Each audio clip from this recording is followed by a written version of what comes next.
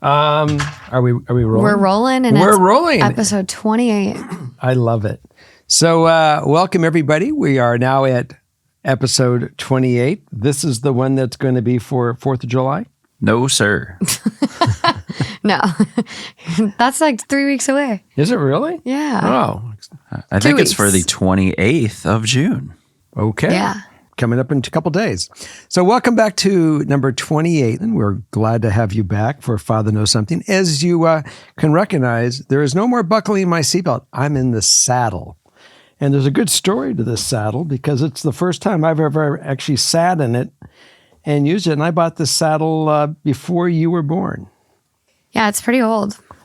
This was a very special saddle from a person that worked for me that your mom loved to ride horses. And I said, I'm going to buy this wonderful, very unique saddle. But however, I think the woman that sold it to me took me because basically as much as it's cool and it's got like real camel hair and it's a real Arabian saddle, it takes a very, very narrow horse to put it on. Which Arabs are very narrow. So we actually did find a very narrow horse. It's the horse that I'm on. So it feels good to be in the saddle. I'm balanced. I feel great. It's better than the story when Morgan led me by a horse and let the reins go, and I ended up headfirst into a tree. You were way, way too big for that pony. You had no business being on that pony. I had no business having a 3-year-old lead me.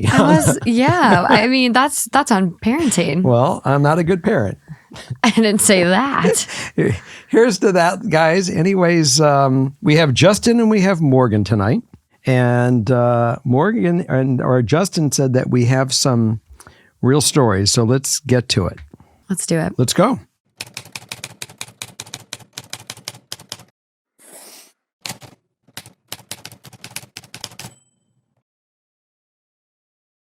So the theme that kind of came about with these stories, a lot of them is turmoil and just people being kind of lost with where to go next, confused.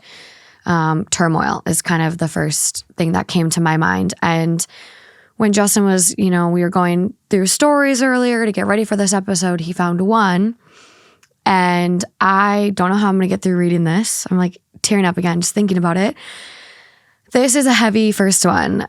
So if you have family or yourself or anyone dealing with cancer, this one could be very triggering for you. Okay, so it's a trigger with family health and cancer. Hey, Jerry, love the show and all the wonderful advice you give everyone. I'll get straight to it with the issue I'm having. I don't know if there will even be a solution. I, 40-year-old female, was diagnosed with stage 4 inflammatory breast cancer with metastasis to parts of my spine and a few ribs in November 2021. I went through 16 weeks of chemotherapy treatments. I'm now on a Brant's daily chemotherapy pill along with hormone blockers because my breast cancer is hormone positive, which makes my hormone tell my cancer to grow and spread faster. My oncologist and team of doctors have given me 24 to 36 months to live. What I desperately need your advice on is how to, or if I'll ever be able to date again before I die. I've been single since October 2021. I miss dating, being close to someone, having that close friendship that comes along with dating/being with someone. If I try to meet someone to date, telling them I have stage 4 cancer and 24 to 36 months to live is understandably going to make them run. I know it's not fair to expect someone to get close to me knowing I'm dying, but I want so much to have someone in my life to date, be close to, have sex with, cuddle, watch movies together, cook together, etc. I could go on and on about everything I miss and want with another person. I just don't know how to tell someone I might meet about my situation or if I should even try to date as much as I want to, because it's not fair to expect someone to be okay or deal with trying to date someone knowing they have terminal cancer. Any advice from you would be so helpful. And I'm just going to do the ideal outcome and additional info because I just think it's like necessary. Okay. So ideal outcome, to date someone, get close to them, have a relationship and all that comes with it before I die. And then anything else. I had 2 other opinions from oncologists and breast cancer centers after my initial diagnosis to make sure I was getting the best treatment options. And if my diagnosis was the same from other oncologists/breast cancer centers. Also, not sure if this matters, but I thought I'd add that I'm a lesbian. Well, I didn't look at the lesbian to be a factor of finding love. No, I just wanted to make sure you had all the info. I appreciate that.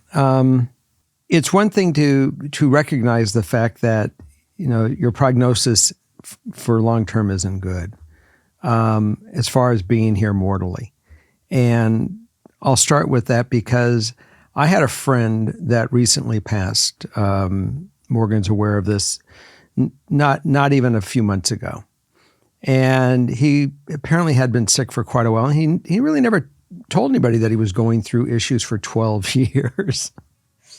And he told me about 2 months ago that he has had cancer, and it's, anyways, it has come back strong and fierce, but it's not going to change his plans. He's going to go live his life, and he's going to buy these cruise ship, tickets for a cruise, and he's going to live life and go as long as he can go, and he's going to do all the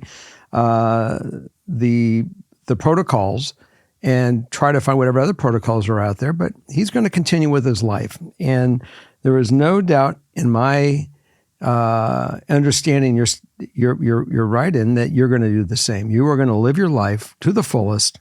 And I say, why not? You go for it, girl. There is someone out there that will love the opportunity to have loved you and be with you and intimate with you and to cook with you and share every factor of life to the day you pass, and you will leave a mark on that person's soul that they got to experience and grow from you and your experience. So with that, I say, cheers to you. And I raise my cup because it is really a blessing for what you're asking for. And I cannot imagine that if you make that an important thing with you as you meet people, you will find that person will be supplied to you by the universe. I'm an optimist. I believe in these things that all happen for reasons. And just for the way that you put this out there in the universe, let's see what comes to you with that. It's a great seed that you planted. I say, bless your soul and bless your heart, and we're here with you. And we'd like to hear more about you and keep us updated about you. I can't, I'd love to hear what Justin and your take is on this. Yeah, I think, my first thought, absolutely date. Like, you need to live your life and be happy, and, finding a partner to spend your life with is, it's very important to a lot of us. So just because you have this diagnosis and are dealing with this doesn't mean, my heart just breaks for you. But you should get out there, and I think you said it very well. Like, the universe will give you oh my God, it's so sad. My mom is going through this actually right now, where her longtime partner has stage 4 cancer as well. I should have done my makeup after this fucking episode. And she's sticking by him, and they're not officially married. They've just been dating for forever, 20 years. like 18 years or something like that. And so, she's stuck by him, and it's tough, and she's got really, really hard days because he has terrible days, and your person and who you find will be there for you. I think one thought I had was maybe find a group of people with cancer currently, and maybe you have, people in that group that are in a similar position as you that want to date and want to find love. And I think maybe both of you being in the same situation can understand each other a little more and maybe help each other more than just a person that's not dealing with cancer could. So I would really look into groups, support groups, or even like activity groups for people with cancer, and try to put yourself out there in that way to kind of connect with others.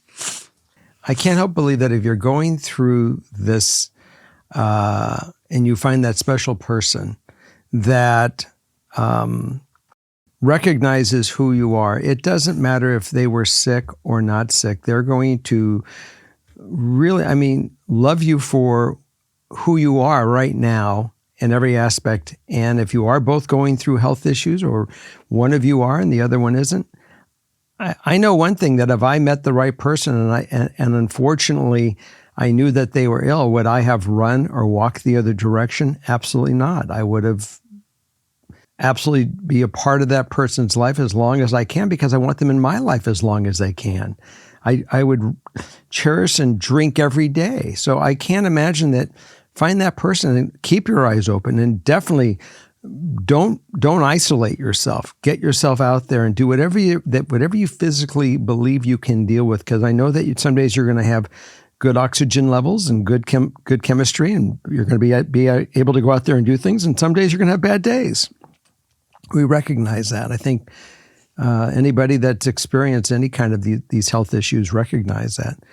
But you're brave, and you have the right attitude, and that attitude may get you through things. And you never know how this thing could get bit in the ass. And where you think that you're here for 4 months, and next thing you know is you got 4 more years going on to share with this person. So don't waste a day.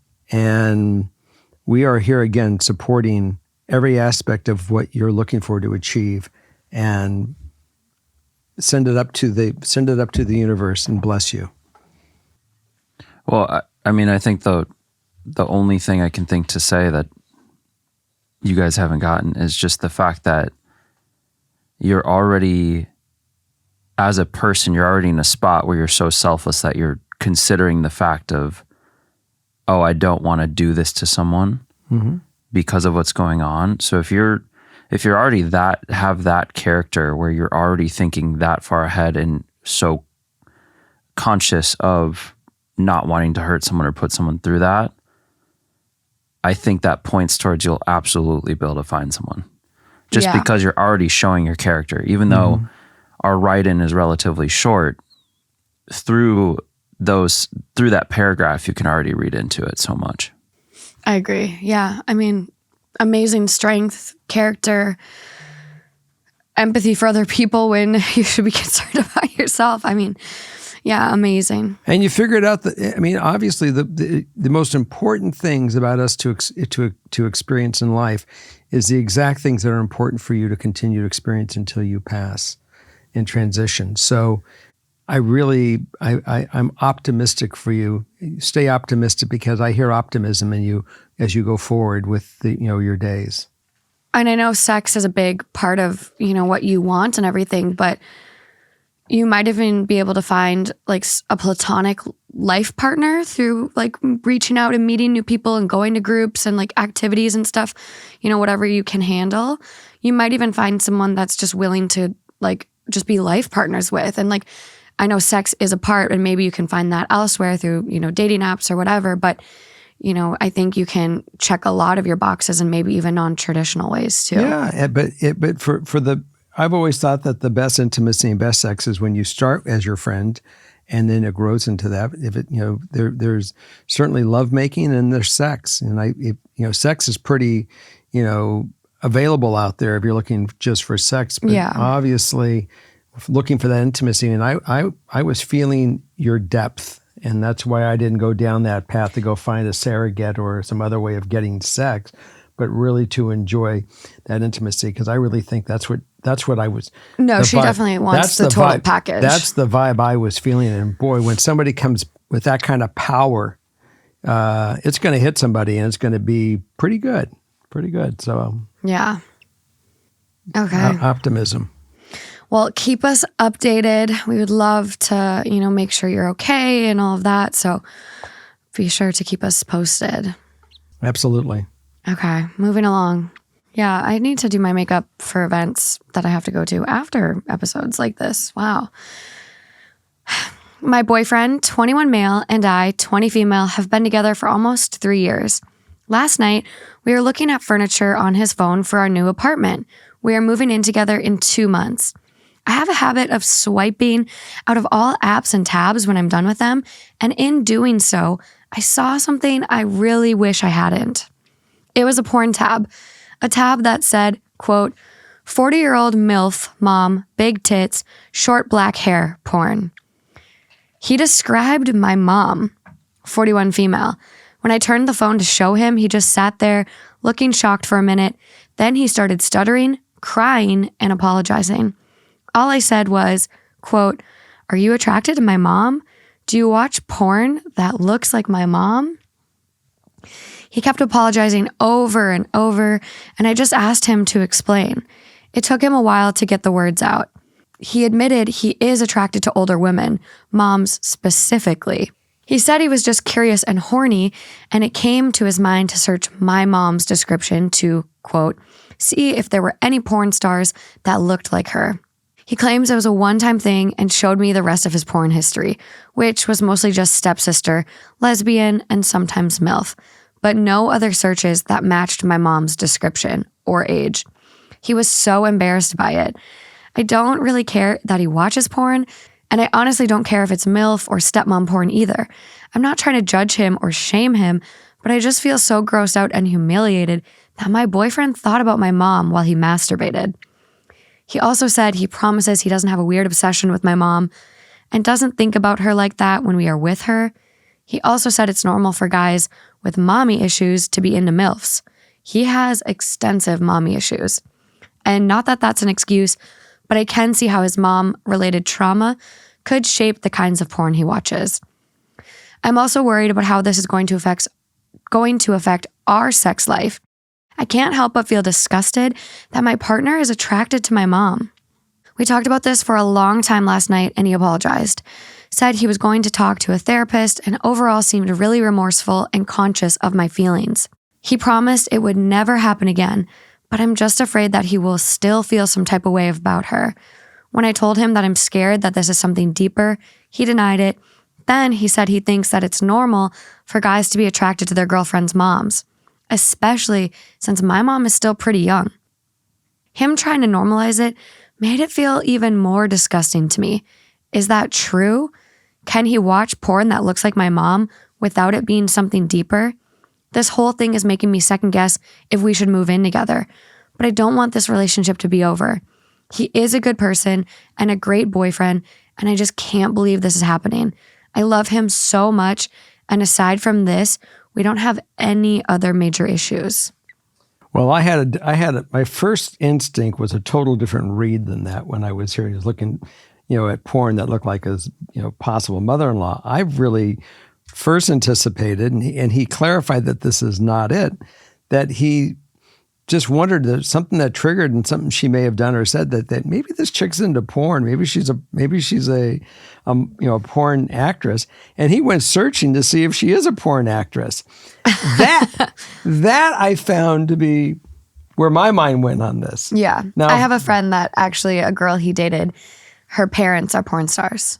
So I was interested. Okay. Well, that one, I thought, maybe that's what he's searching for. But not the case. Not the case. Disappointedly, not the case. I have gone out with a few women in my life. I don't ever remember thinking that I'm going to look for, do Mrs. Dale's mom, Dale's mom, rather than Dale. There was a commercial. Okay. Never thought about that, but I never had mommy issues, so maybe that's part of that one. The fact that he was able to come clean with you and talk to you about it is a good opening. I don't know what makes people have their triggers that gets them off or gets them aroused, or what makes them, go down an avenue, sexually from one to the other.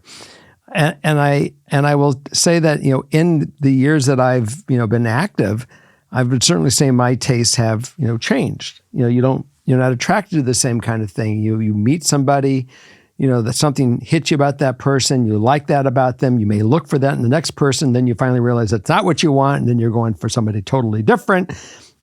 And you flip around. So this is something I guess you're just going to have to stay with. Let him go to therapy. If you go with him, maybe you can get something answered for yourself in this.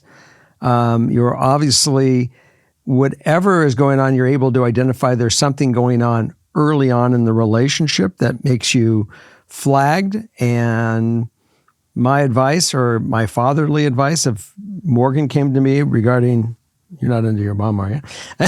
My mom. Her mom. Anything like that. Are you? Are you? Just kidding. He's all nervous now. Just, you're going to have to be cognizant of this and say, look, if something's just not working in the bedroom and you've been together for 2 years now? Almost 3. So, you guys know each other pretty well. You know what works for you, what doesn't work for you by this point in time. And you're going to have to just simply identify if this is a healthy relationship and you like the way it's rolling. And it probably will keep, growing and continuing down the path and hopefully growing if he is emotionally growing. And that's the biggest thing. Anyone that has been affected by a mom or a circumstance in their life, you want to make sure that not only do they chronologically get older, but they emotionally grow. And that's what you're going to have to see, because you got a big trail ahead of you on this happy trail. I mean, you got, kids, and you're going to have them growing up and setting examples and, going through their lives with marriage. And you're going to be going through different financial issues as you go through your 30s and your 40s and your 50s. There's a big trail ahead. So, take note of all these triggers that are going on now, because if you find that they can't be addressed, this is when you decide, maybe we part our ways because there's something that's going to get bad later. And it's starting to get a little, off course. And I see this, it's almost kind of like when you get off the freeway and you do an exit that goes under the freeway and then goes way off to the west rather than as you're going north. So if something like that's going to happen to you, you best jump. Both of you should make your departures now before it gets really bad. And if you can get through this and you see that it was really nothing to cause a disruption in your relationship, you continue to grow. And this is where you get to make decisions and choices in life as we get older. And no one can give you that answer but you and your instincts. I think something that is really surprising about this one is how open he was about it when confronted. And honestly, there were so many moments where you could deny, and push it off and explain it other ways. No, but he came clean. He flat out said it. And I think that is honestly probably pretty rare. And also the fact that in your writing, you're so open to, maybe it is just this one-time thing or maybe whatever. You're both so open, and I can see a strong relationship here because there is really good communication happening. How old is he again? 21. Especially for 21. Wow. Yeah. To have they're that, pretty young still. but to come clean about something like that, I think that's probably not the norm. That's definitely, so that has to speak to, there's something good happening here, to where I kind of, from my spot, I'm like, obviously I think you could just roll forward. And if he says that was just that's what it is, I believe him because he was so open about it in the first place. And I'm tending to, now that I recognize the fact that he's 21, there's a lot of experimental things sexually that's going on within his hormones. I mean, it's crazy what goes on in a man and their hormones at the age of 21 to, probably to 30. And some take another bump or another change at 30 to 40. But the fact that he was able, like no different than what you said, he was able to identify it, talk to you about it. That's the most mature thing that he is doing. You guys are having a communication as a couple, and that's important because he may come up with some stuff saying, I want to try this. And it's better that he's got the freedom to talk to you about it than to hide it from you and all of a sudden it's behind your back. And that's where the real separation comes within the intimacy of your relationship, that he feels he can't talk to you. Right. So you don't make him where he's afraid to talk to you in your response. He's got to feel the freedom that you guys can communicate and you can navigate through this. I know that in my life, I made changes in my relationship where maybe I shouldn't have made those changes in the relationship because I didn't know how to be mature to have a discussion with my significant at that time and a woman I was dating. So I was, at that 21 to 24 age, and I just, things were changing so rapidly for me that I just said, I got to go out and experiment, and I'm not going to take her along with me. And the answer probably is maybe we should have had a better conversation, because as I went through life without her, sometimes I would, look back and say, I probably could have had a really great life with her and a full life with her, but, we would have had some bumps in the road. And I think you just have to identify these bumps and say, are we willing to take these bumps as we get them? Because we will grow from it and we'll get through them. Yeah, I will just say, I think you guys, the communication, like you guys said, the communication is really impressive for their age. I think, it is difficult to come clean like this. I don't know if he would have come clean about it, obviously, if she wouldn't have discovered it herself. Right. But I think the only thing that kind of makes me just wanting to say do maybe be a little apprehensive about things and try to maybe push your move-in date out a little bit until he can follow through on that therapy that he's said he wants to go through. Because I think the only thing that kind of stands out here is not so much the fact that he was searching that porn, because I remember being in 8th grade and having my brother's friends come up to me and being like, Morgan, your mom is so hot. Your mom's a MILF. And I remember his friends when I was young, saying that. So I wouldn't say it's necessarily true for every guy, but you guys are young. Your mom is young. So that does play into it, because that's what my brother had to experience too. But I don't like the way he kind of flipped it to try to almost just kind of manipulate it and maybe it's fine because it's normal, blah, blah, blah. So that's the only thing I would worry about is him just not sticking with his owning up to it and then trying to kind of flip it a little on her. So I would just be a little apprehensive about that. But I think, the ideal outcome is I want to work through this if we can. But first, I guess I need to know if this is a huge red flag, deal breaker, or if it's just a super weird porn fetish. And I wouldn't necessarily say it's even a red flag, more so a yellow flag. If it's something that bothers you, then it could be a deal breaker for you. But if he's willing to work on it and continue to be open, and it's not he's continuously thinking about your mom when you're having sex, then okay, you can get past it. So I would just say continue the open conversation and therapy to address his mom issues that, you guys mentioned, and go from there. And maybe just push back the move-in date a couple months if you can. Yeah. I think so. I don't see it as a red flag at this moment. No, just a caution sign. Yeah, for sure. Yeah. Okay, moving along. Are you going to stick to the saddle? I am. You're not looking so comfy anymore. Well, I feel like I've been on the prairie for a while. Oh my God. Morgan needs to find a hat for you now. Yeah. I do have one. I have a cow print hat. It's going to go over my headsets? Yeah, it's in my room. Oh, go get it. Oh. Justin's getting your cowboy hat, and so I'm going to keep reading. Okay. I'll keep this long story not so short. I'm a single mom. My daughter is from a previous long-term relationship, and I miraculously got pregnant when it was basically on its last leg. I was on birth control, and even my OBGYN did not detect it, and I had 2 negative tests when I did them for x-rays for a car accident. Anyways, I moved to Korea when she was 2 years old. We were separated due to COVID, and I intended on moving and staying here. I ended up meeting the most amazing person. We became fast friends and soon after started dating. He's known the whole time I'm a mom and has always been cognizant of that. We've had our ups and downs, but we've kept this going and are now engaged, living together, and co-parenting. Our relationship is still young since we've been together for 2 years, but everything just clicks. It's literally like we grew up on opposite sides of the world, but our families are similar, values are similar, and we fit well together. Some things are the same, or it's a great difference that makes up for the other's weaknesses. We both have ADHD too, LOL. His family is more traditional, and when he went to explain everything to them, they reacted badly.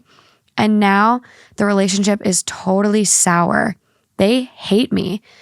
Had an intervention to tell him to leave me. We had expected some difficulty, but it's the anger and actually cursing him that has thrown us.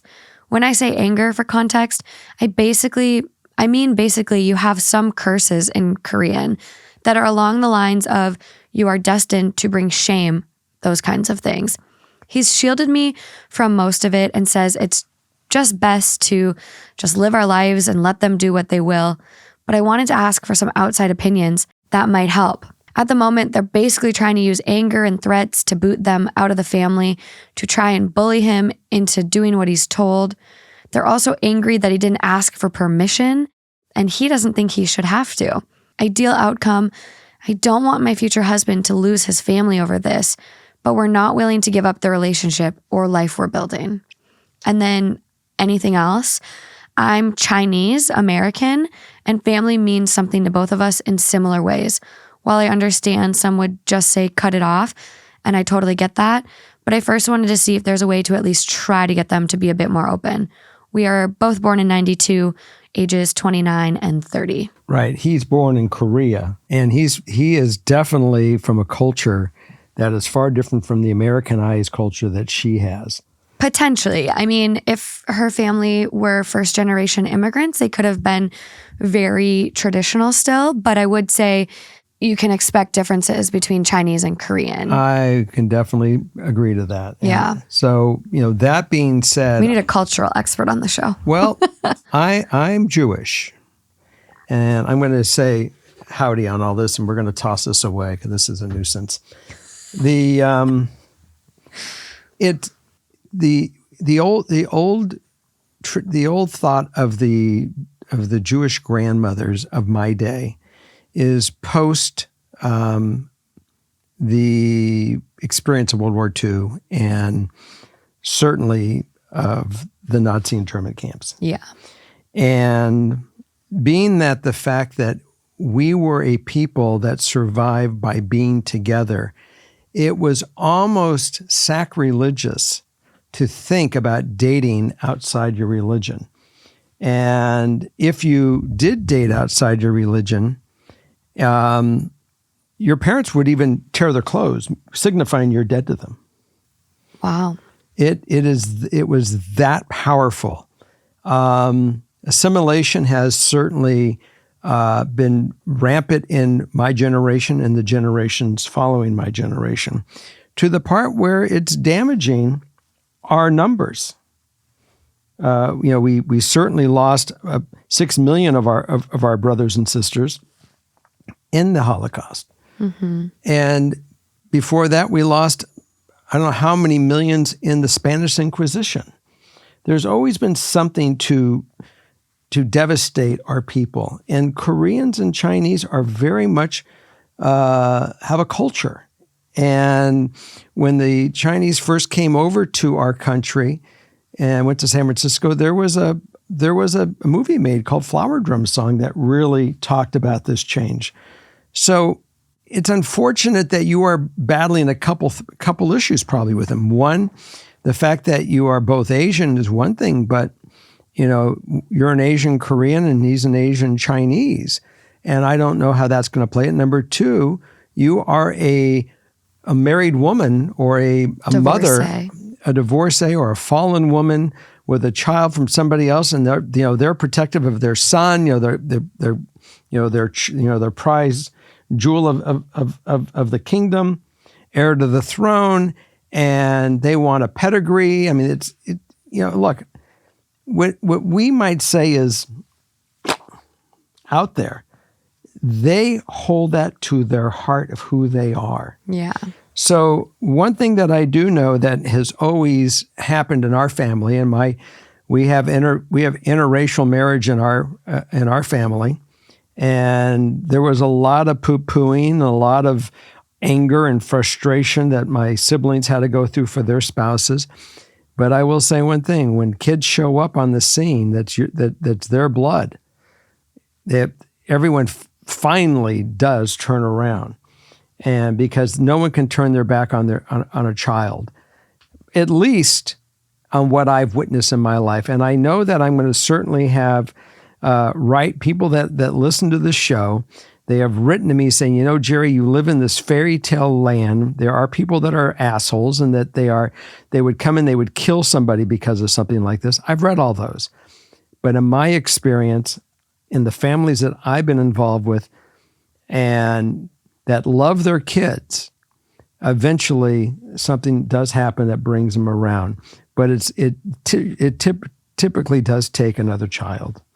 And it's unfair to say for you to go get pregnant with him and have another child, because that's the wrong reason to have a child, to use them to go make amends with his parents.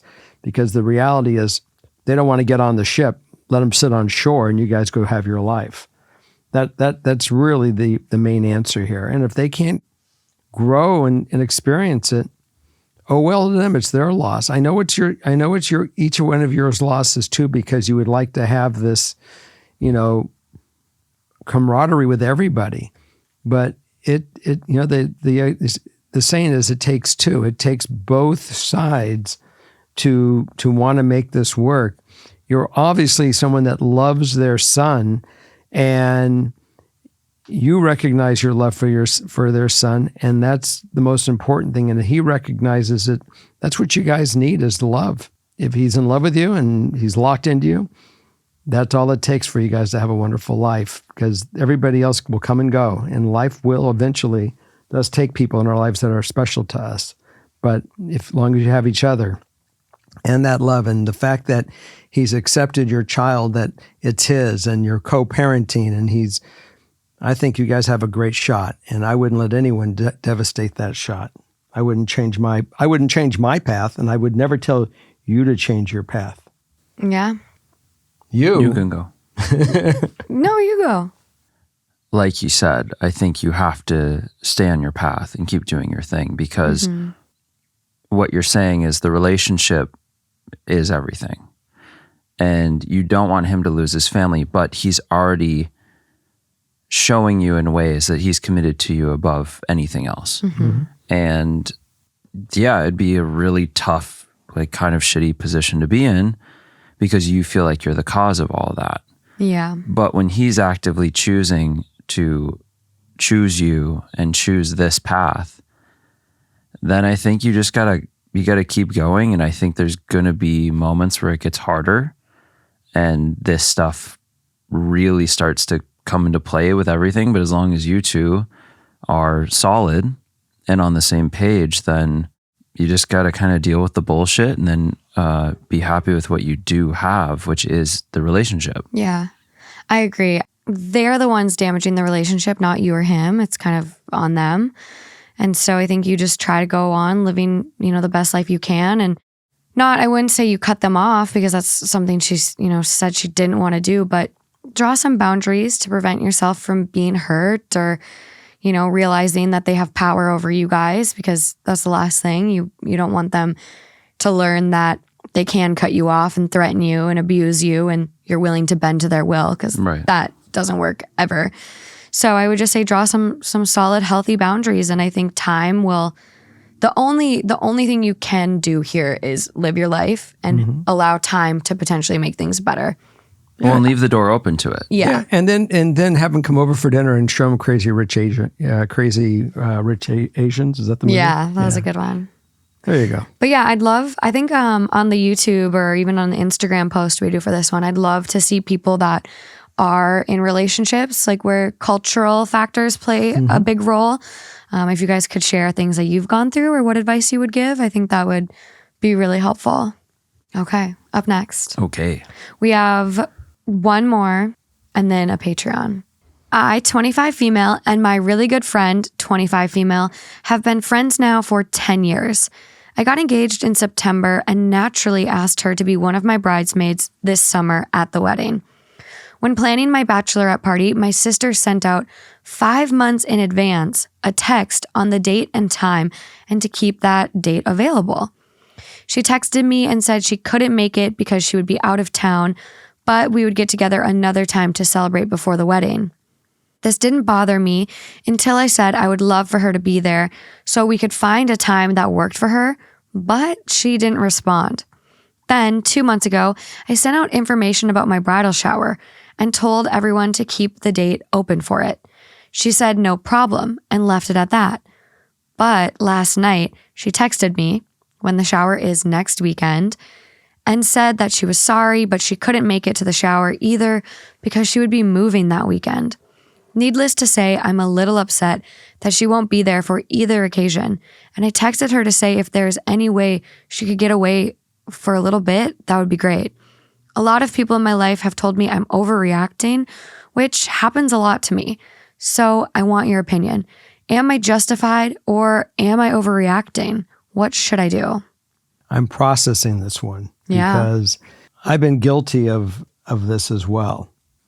And it was 25 years later, or maybe even long, maybe it's 30 years later, that I just went to one of my best friend's son's wedding. Mm-hmm. And he called me, 5 months ago before, and he says, I'm letting you know that there's a date in May 1, and I don't give a shit what you're doing, but you better be there. Yeah. And I know that 30 years ago, a legitimate excuse happened that I couldn't make his wedding. I missed his wedding. Wow. And he never got over it. And he used to rib me about it consistently. So, and then the person I told you that we mentioned earlier that died of cancer in the very beginning, died that weekend that I was going to have to go to a funeral. Oh my gosh. And I realized it doesn't matter that, he, as much as I wanted to go do one of the highest honors in the world is to put earth over somebody with love, that I said, well, he's in heaven. He'll have to watch from above. I can't go. I better do something different. Yeah. And I didn't make it, and I went to that wedding. And, sometimes your friends have to recognize, especially this is a 10-year friend. You're 25, Yeah. you became friends when you're 15. The fellow that I'm mentioning with this wedding, we became friends at 14, and now we're 65, and we're still very, best friends. We're there. We're lifelong friends. We're there to help each other. Mm-hmm.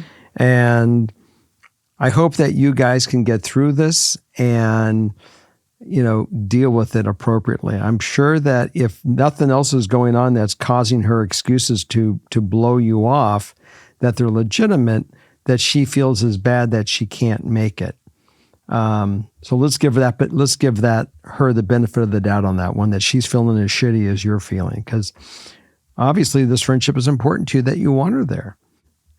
Maybe the phone call to her that you want to make is, I know that I love you and I feel strong enough that I want you at my wedding, and I'm hoping that you, and I'm going to recognize that you are strong, that you want to be there, but I realize you can't. I love you and you're there with me in spirit, and we'll do something special afterwards.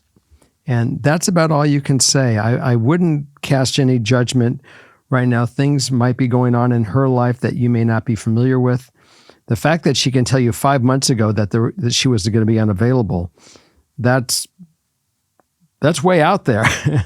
Yeah. I mean, that's enough notice to tell somebody, if you're living in New York, maybe you want to buy a ticket, 4 weeks in advance works.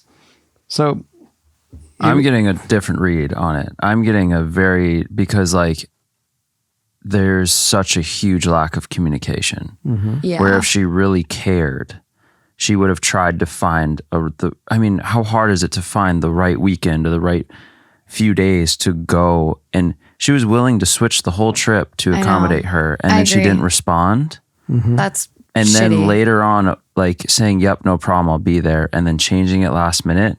That one's a little different, but because it happened after the first one, I think it's indicative of she's blowing her off. There's something where it's I think there needs to be, yes, you play it in a way pre-wedding where you say, yes, I understand, and you take the high road so you can go have an amazing day and you don't need to deal with this stuff right now. But there's going to be something where you need to evaluate the friendship. I think you need to sit down and talk about the friendship, because it's just not cool. It's so blatantly it's not like, oh my God, I have to go to a funeral or something. This is I'm not going to respond, even though you're trying to accommodate me for your day and stuff. Yeah, this one is like really weird to me, especially because she didn't even text back when she was like, oh no, I can change it. Yeah. And we're all going through so much right now. So maybe she's struggling financially and couldn't afford a trip and just didn't want to admit that. But still, just be transparent about that. But I get it. We're prideful and money is really difficult to talk about. But I will just say, I don't think you're overreacting. And honestly, it doesn't sound like you really reacted at all. You just sound like you're hurt and upset, which is so valid and justified. Like, I would be hurt and upset too. I had a friend that I was supposed to go to her bachelorette party in Florida, and I did make it to her bridal shower. I flew from here to Minnesota to go to her like bridal shower, barbecue, housewarming party. So we went to that, but I was exposed to COVID, and this was still when COVID was like super at the height. And I was like, I'm not traveling and exposing anyone else. I don't know if I'm negative. I don't know what the deal is. And she was upset that I couldn't go and was hurt and like even asked me, like, because I was just getting done with grad school at the time, and like was like, well, is money an issue? Which, it was at that time. I didn't have any money, but I still was going to be able to go. But then COVID came up and whatever. So life does happen. But I think her ignoring you on the first one, weird. And I would kind of be at the point where I'm like scared. If this were me, I'd be scared that this friend might not even show up to the wedding to be a bridesmaid. Well, she did reject to be there for the wedding. No, she rejected to be at the bachelorette party and the bridal shower.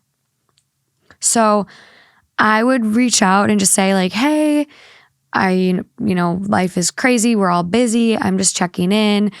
I'm just kind of worried you haven't been able to make any of the events. And I just want to ensure that you're going to actually be able to make my wedding and like be a bridesmaid and support me on my day. I love you. I love our friendship. We've been friends for 10 years. It means the world to me. But just getting a little anxiety about this and just be honest with her and see, where it's coming from, because good friendships are really hard. And so, maybe she's going through something that she just doesn't want to burden you with, but she hasn't been being a good friend, despite maybe having something. So open the communication. Conversation. Yeah, for sure. Conversation. Okay, I have a little love note, essentially. I don't know what else to call it. A sign off. Yeah, it's like a happy sign off. Hi, Jerry, Morgan, and Justin. I love this podcast. I was surprised to know that you are not Morgan's biological dad, but also delighted in that my relationship with my dad mimics Morgan's. My mom had me with my bio dad, then married my other dad when I was 3. I can't remember life without him, and he had always been my dad. I have also been raised with my bio dad and went back and forth as a child. My bio dad had certain abusive tendencies and passed away years ago. So my other dad has always been my main dad. I love to hear you guys share and demystify the parent-child relationship most people refer to as step. My dad has never been my stepdad, and I always hated that term. Thanks for bringing light to this family dynamic. Jerry, you are obviously a wonderful dad, and the way you love her and express it is a privilege to a father. And it is a privilege to a father. A child not biologically yours is beautiful. I would love to hear about your story, about how you became Morgan's dad. Thank you, guys. That's a story we would love to tell. Are we doing it now? We don't have that. It's a long story. It is quite long. Give the elevator pitch. The elevator pitch? Elevator pitch, 60 seconds or less. 60 seconds or less? As Morgan and her mother and I were all together, and not knowing where we were going to go, Morgan started calling me dad or daddy. And her mother looked at me and said, I don't know where we're going to go, but what are you going to do about this? And I said, I'm going to be her daddy, and I am her daddy, and it's that simple. And I understand she has a biological father, but Morgan will always have me. And if we work out, we'll be a happy family. And if we don't work out together, we'll still be a happy family, a dysfunctional one, but whatever it may be. A goofy one. But I'm always going to be Morgan's dad. It's a commitment that I'm making with her. And as long as she wants me, I'm here. And it doesn't have to be with a piece of paper. And if Morgan ever chooses that you wanted to have my last name, and once you turn 18, you have that ability. And here's a piece of paper. It's signed. And All you have to do is sign it and get it documented, and that's what it is. So from the day she was probably conceived, day she was born, all the way through her life, I've been her dad, and I'm honored and happy. And she has an older brother and a younger brother, and they are also my kids as well. And none of them are biological. It doesn't matter where the seed comes from. That's the easy part. It really matters about the experiences that you are offered and the fruits that it brings you as you grow and go through life together. And it's not always rosy. We have our issues like any parent does. And that's just what life is with your mom and your dad and children. Okay, well. How was that one? That was pretty good. Still long-winded, but we'll work on it. It was good. Yeah, we'll work on it. Okay, here's a shortened version. No, it was good. That was good. She's my daughter, and that's the way it is. That works too. Okay, so we're heading over to Patreon. Okay, so this is it for 28. This is it. Thanks for signing in for number 28. Yes, I've been on the saddle the whole show. And to let you know that people have ridden cross country this way, this is not for me. Are your legs numb? My ass is numb. Oh my God. This is not the right saddle. Her mom would just say, well, you're in the wrong saddle. Yeah, this saddle's fucked. Yeah, it is a little small for you, actually. So on that note, thanks for joining us, allowing us into your car, your home, your lives, and we'll see you at Patreon, and we'll see you next week. Bye. Bye. And oh my God. Oh, fuck this. You didn't show the socks. Oh my God, show your socks. No, you have to rewear them. Rewear them tomorrow. Well, we'll see.